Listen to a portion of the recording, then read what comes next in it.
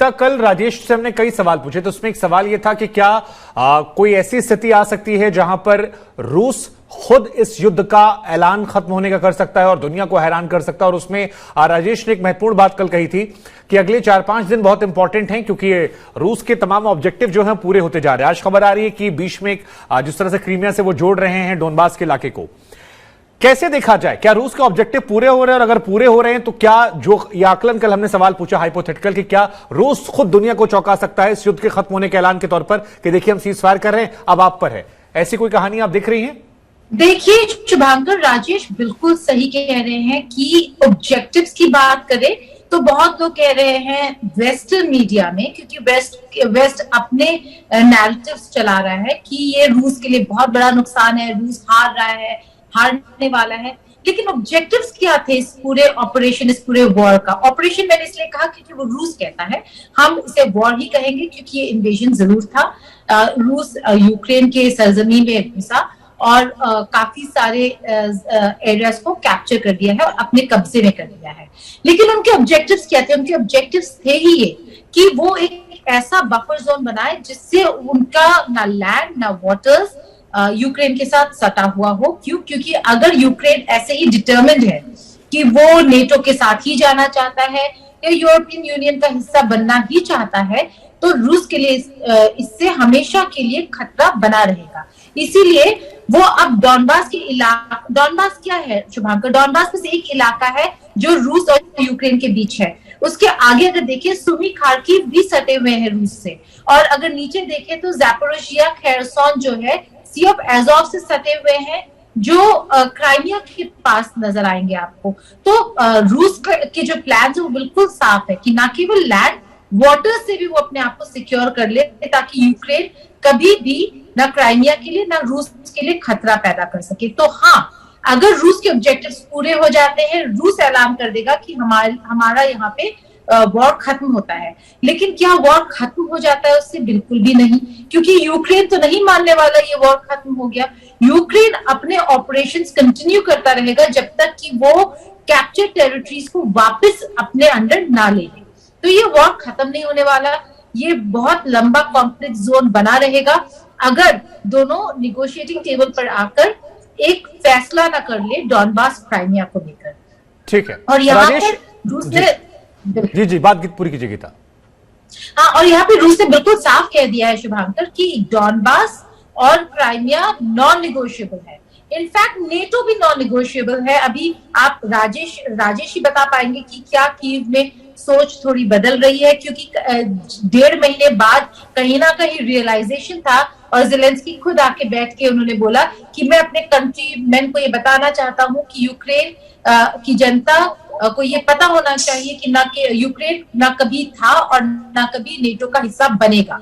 यानी कि वो रियलाइजेशन ज़ेलेंस्की को इतने देर में आया कि वो नहीं बन रहे हैं नेटो के मेंबर। तो ये अब ज़ेलेंस्की और यूक्रेन को देखना होगा कि क्या नेटो के लिए ये लड़ाई जारी रखनी चाहिए या फिर निगोशिएटिंग टेबल पे आके डॉनबास और क्राइमिया पर बात करनी चाहिए, क्योंकि अब डॉनबास और क्राइमिया से भी बात आगे बढ़ गई है। अगर रूस वॉर एंड करता है खेरसोन, ज़ैपोरिज़िया जैसे जगहों को लेने के बाद, तो फिर यूक्रेन के लिए कई सारी मुसीबतें हैं। नहीं तो राजेश, सवाल यहां पर यह कि अगर आप नेगोशिएटिंग टेबल पर आते भी हैं, बातचीत के टेबल पर पहुंच गए, लेकिन आप एक तरफ ये भी कह रहे हैं कि देखिए डोनबास से लेकर क्राइमिया हमारे लिए अब बातचीत का विषय नहीं है, इस मामले पर हमारा रुख बहुत स्पष्ट हो चला है। नेटो को लेकर भी अब तो खुद कह रहे हैं ज़ेलेंस्की। तो फिर क्या यूक्रेन के सामने कोई ऑप्शन बचता है? क्या यूक्रेन उस स्थिति में है कि वो रूस से सामने जाके युद्ध लड़े? अगर है तो क्या अब तक वो दिखाई क्यों नहीं पड़ा? क्योंकि अब तक हमने यही देखा है कि अटैक रूस कर रहा है, यूक्रेन डिफेंड कर रहा है अपनी चीजों को। लेकिन अगर रूस युद्ध का खत्म का ऐलान करता है तो क्या यूक्रेन के अंदर वो शक्ति है कि वो जाकर अटैक करके दोबारा से रिगेन करने की कोशिश करे? क्या देखेंगे इस स्थिति में? देखिए शुभांकर, जो सवाल मुझसे आप पूछ रहे हैं, यही सवाल प्रेसिडेंट ज़ेलेंस्की से पूछा गया था सोमवार को। ये वॉशिंगटन पोस्ट ने रिपोर्ट किया है। उनके मुताबिक ज़ेलेंस्की ने कहा है कि इस वक्त जब उनसे पूछा गया कि रूस और यूक्रेन के बीच में इस वक्त क्या स्थिति है नेगोशिएशंस की, डिप्लोमेटिक सोल्यूशन की, तो उनका जवाब था 0 लेवल। यानी कि इस वक्त डिप्लोमेटिक सोल्यूशन जो स्थिति है यूक्रेन और रूस के बीच में, उन्होंने बोला वो 0 लेवल पर है। और जहां तक रूस अटैक कर रहा था और यूक्रेन डिफेंड कर रहा था, कुछ हद तक ये सही है, लेकिन 100% सही नहीं है, क्योंकि यूक्रेन ने भी लगातार इस युद्ध में, खासकर पिछले एक महीने में, काफी काउंटर अटैक्स किए हैं। खासकर खार्किव के बाहरी इलाकों में उन्होंने सफलता भी मिली है उन्हें। इसके अलावा लगातार, जैसा गीता बता रही थी, जब वो दूसरी तरफ से यानी कि रूस की तरफ से रिपोर्ट कर रही थी, लगातार यूक्रेनियन सेना बमबारी कर रही थी दोनबास के इलाके का, दोनेत्स्क के इलाके का। तो लगातार उनका काउंटर अटैक जारी था और उन्होंने पूरी कोशिश की है कि वो किसी तरह से खोया हुआ इलाका वापस ले सके। तो ये अटैक एक तरफ से नहीं हो रहा है, काउंटर अटैक्स भी उतनी गति से, उतनी इंटेंसिटी के साथ लगातार पिछले एक महीने से हो रहे हैं। हालांकि यूक्रेन को उसमें इतनी सफलता नहीं मिली जितनी मिलनी चाहिए थी, लेकिन कुछ सफलता जरूर मिली है। नहीं तो क्या अगर रूस युद्ध का खत्म करने का ऐलान कर देता है तो उसके बाद यूक्रेन के पास ऑप्शंस क्या बचते हैं? हम समझना आपसे ये चाह रहे हैं, क्या यूक्रेन जाकर वापस पलटवार करेगा या जो कुछ बचा हुआ है सीज फायर के ऐलान के बाद उसको समेटने की कोशिश करेगा? क्योंकि नेटो को लेकर तो वो कह रहे हैं कि भाई हम हिस्सा नहीं थे, गीता भी बता रही है इस बात को। उस स्थिति में यूक्रेन के पास क्या ऑप्शंस बचते हैं? देखिए शुभांकर, नेटो ने कभी नहीं बोला कि हम यूक्रेन को अपना हिस्सा बनाना चाहते हैं। जब यूक्रेन ने अपनी अर्जी दाखिल की कि हम नेटो में शामिल होना चाहते हैं, तो युद्ध शुरू हो गया, क्योंकि रूस ने बोला था वो हमारे लिए रेड लाइन है जो यूक्रेन क्रॉस कर चुका है।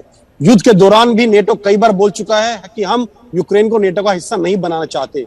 तो यूक्रेन के लिए कहीं ना कहीं अंगूर खट्टे वाली बात है। वो चाहते हैं नेटो का हिस्सा बनना, लेकिन वो जानते हैं नेटो उसको एक्सेप्ट नहीं करेगा, नंबर एक। नंबर दो, अगर रूस अपने ऑब्जेक्टिव्स पूरे करने के बाद सीज फायर का ऐलान करता है, तो जो पॉलिटिकल सिचुएशन इस वक्त यूक्रेन में है, प्रेसिडेंट जेलेंस्की अकेले नहीं है जो ये फैसला कर सकते हैं। उनके आसपास ऐसे लोग हैं जो अल्ट्रा नेशनलिस्ट हैं, वो कभी भी इस फैसले को मानने के लिए राजी नहीं होंगे, और जब तक वो राजी नहीं होंगे प्रेसिडेंट जेलेंस्की ये फैसला नहीं कर सकते। तो हम क्या देखेंगे, अगर सीज फायर कर भी देता है रूस, तो यूक्रेन लगातार अपने सैनिक और हथियार जो से मिल रहे हैं, नए नए स्टेट ऑफ द आर्ट बहुत ही घातक हथियार जो मिल रहे हैं, उनका लगातार जमावड़ा बढ़ाता रहेगा दोनबास के बॉर्डर पर। और जब उसे लगेगा उसकी स्थिति मजबूत हो गई है, वो काउंटर अटैक लॉन्च करेगा। ये चीज रूस भी जानता है। तो कहीं ना कहीं बिना नेगोशिएशंस के मुझे नहीं लगता सीज फायर इस युद्ध में होगा।